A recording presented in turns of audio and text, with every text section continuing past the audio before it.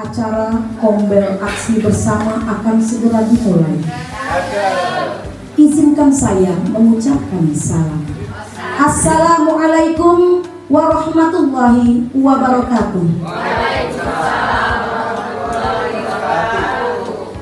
Bismillah, alhamdulillah, asyhadu an la ilaha illallah wahdahu la syarika wa asyhadu anna Muhammadan abduhu wa rasuluh. La nabiyya ba'da, la ilaha illallah, la mawjuda illallah, la ma'buda illallah, la matluba illallah, la maqsuda illallah. Amma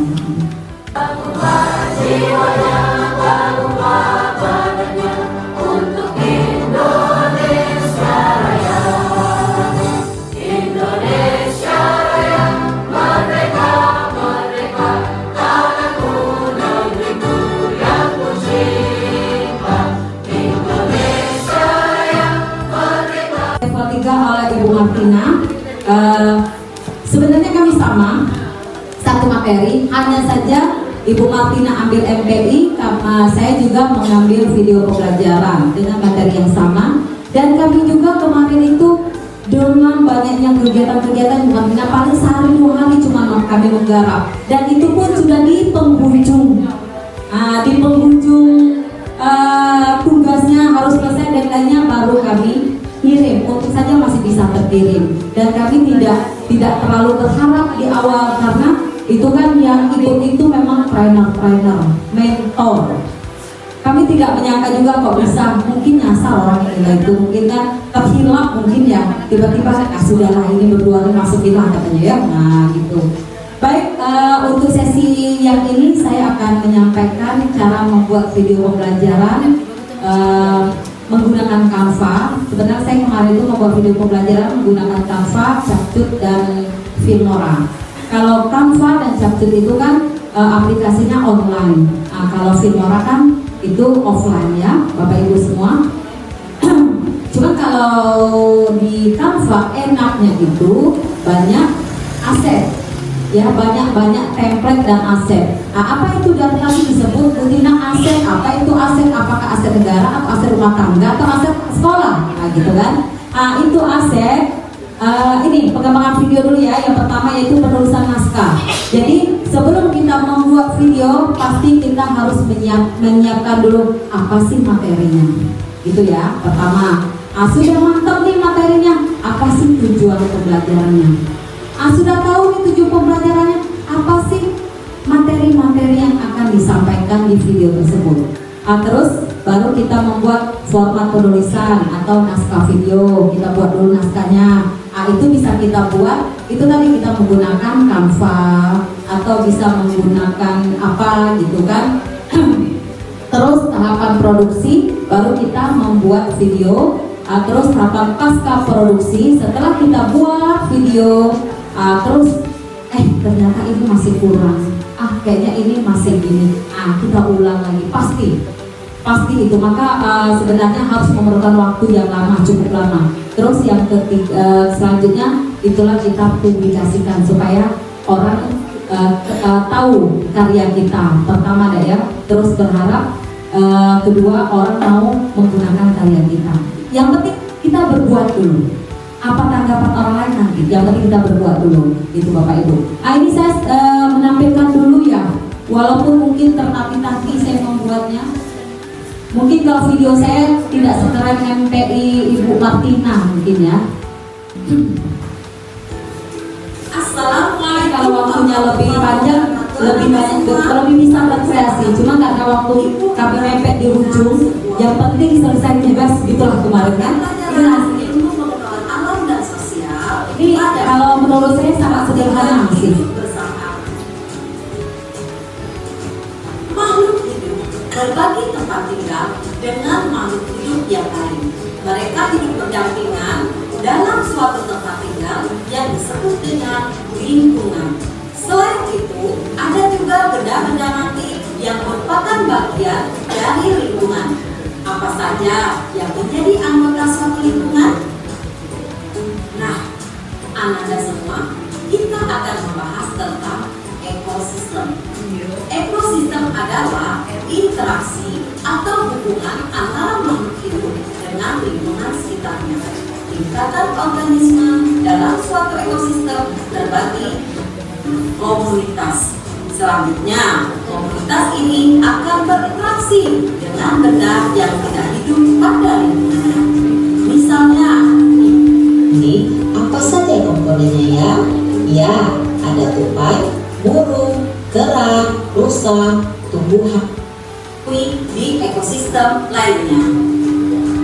Beruang kutub yang hanya dapat kita temui di wilayah utara dan Atlantik, ekosistem danau dan air tawar. Nah, kurang lebih seperti itu lah Bapak Ibu semua ya. Kalau untuk lebih jelasnya nanti boleh berkunjung ke YouTube saya, YouTube channel. Baik Bapak Ibu semua, karena kita akan praktek dan waktu juga sudah semakin sore ya, jam 3:15. Ayo kita buka saja laptopnya masing-masing, kita langsung praktek. Kalau praktek mungkin langsung bisa nempel, daripada teori kan tambah ngantuk ya. Kita praktek saja. Canva semua ada? Canva for Edu? Ya ada semua ya, pasti. Izin Bapak, ini untuk Bapak ini. Ibu, ya? Ya kita langsung praktek.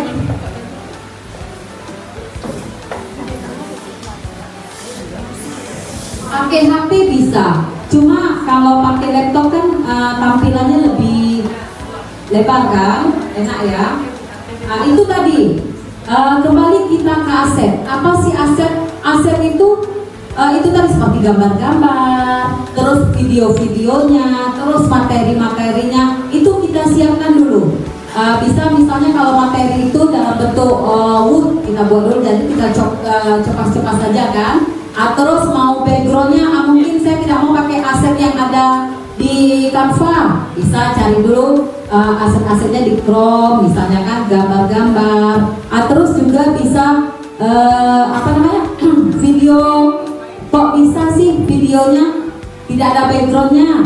Itu harus juga ada asetnya dulu. Itu harus kita melakukan namanya tahapan syuting dulu ya. Syuting sudah cukup, apa sih yang mau kita omongi, semuanya sudah cukup, materi sudah ada, baru bisa kita buat video pembelajaran tadi. Ini saya mulai, sudah Canva, mungkin Bapak Ibu pasti sudah biasa pakai Canva, saya yakin ya, sudah biasa kan? Untuk apa pakai Canva Bapak Ibu? Buat tanda konsep? Buat spanduk? Buat brosur? Buat apa? Sertifikat? Pasti ya? Ya, pasti banyak untuk daftar kelas, kesepakatan kelas ya, karena di Canva ini. Nah itu ya caranya ya, menghapus dan berperintah Canva. Terus bagaimana cara membuatnya? Ya pertama ini tadi, kalau untuk yang template sudah ada tulisan-tulisan, tinggal kita ganti apa judul, terus siapa materinya apa. Kalau video pembelajaran itu yang pertama adalah judul materi harus lengkap, sasarannya siapa harus jelas, tujuan pembelajaran harus pasti sudah pas, dan materinya pasti harus berhubungan ya. Itu video pembelajaran yang kira juga harus menarik ya Bapak Ibu semua. Kalau cara memasukkan teks sudah tahu ya, sudah ya. Misal ini ya, saya buat pengertian media pembelajaran digital itu apa. Nah Bapak Ibu, media pembelajaran secara umum adalah alat bantu dalam proses belajar mengajar, sehingga segala sesuatu yang dapat dipergunakan untuk merangsang pikiran, perasaan, perhatian, dan kemampuan atau keterampilan untuk dapat mencapai tujuan pembelajaran yang diharapkan. Nah, media pembelajaran berteknologi digital ini juga merupakan media pembelajaran yang canggih atau menyesuaikan dengan perkembangan zaman yang tidak asing bagi siswa untuk dapat meningkatkan aktivitas dalam pembelajaran. Pemanfaatan media pembelajaran yang akan digunakan dalam pembelajaran perlu dipersiapkan dengan baik, mulai dari tahap perencanaan, pelaksanaan, hingga evaluasinya. Nah, Bapak Ibu, kalau zaman saya masih SD, saya masih ingat banget, Bapak Ibunya tuh modelnya masih ceramah. Ya belum, saya nggak pernah kenal ini Bapak Ibu. Masih pakai papan tulis, masih pakai ketemu yang namanya kapur. Nah, modelnya ceramah, materinya disampaikan bla sampai saya juga sebagai tulis pakai kapurnya itu. Nah, sekarang kita sudah pakai canggih, Bapak Ibu. Nah, ini dia ciri-ciri media pembelajaran digital, Bapak Ibu. Pertama, ada gagasan yang disajikan secara realistik dalam konteks pengalaman siswa dalam relevan. Lalu ada dapat digunakan secara acak, seksual maupun secara linear. Lalu prinsip-prinsip ilmu, kognitif dan diterapkan dalam penggunaan media pengembangan. Lalu ada pembelajaran berorientasi pada siswa, melibatkan interaktivitas siswa yang tinggi dan memadukan kata serta visual. Boleh Ibu?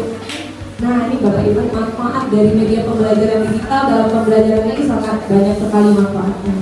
Salah satunya meningkatkan komunikasi yang mudah antara guru dan siswa, bahkan tanpa harus bertatap muka secara langsung. Waktu zaman COVID ya Bapak Ibu ya, kita sudah tiba-tiba harus belajarnya melalui daring. Ya, masih saya waktu awal-awal COVID itu belajarnya hanya mengirim aja tugas melalui WA. Saya belum belajar ini yang namanya pemanfaatan digital apa, pokoknya kirim ini tugasnya melalui grup WA.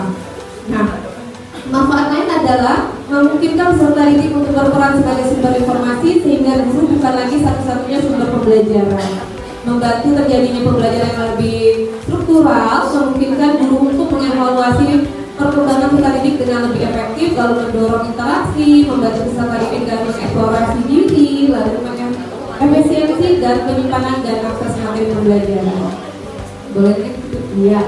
Nah, Bapak Ibu, jenis-jenis media pembelajaran digital itu luar biasa banyak sekali Bapak Ibu ya. Pertama ada multimedia interaktif. Nah, multimedia itu artinya sebagai sebuah kombinasi dari berbagai media seperti teks, gambar, suara, animasi, video dan lain-lain secara terpadu dan saling memiliki interaksi dengan menggunakan alat seperti komputer maupun peralatan elektronik lainnya untuk menghasilkan sesuatu yang optimal. Nah, ada multimedia linear dan multimedia non-linear.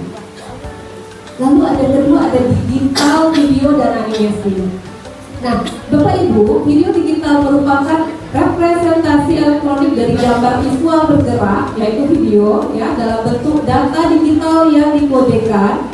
Ini berada dalam video analog yang mempresentasikan gambar visual bergerak dengan sinyal analog. Nah, nanti video ini akan disampaikan, dipraktekkan langsung oleh Bu Ina.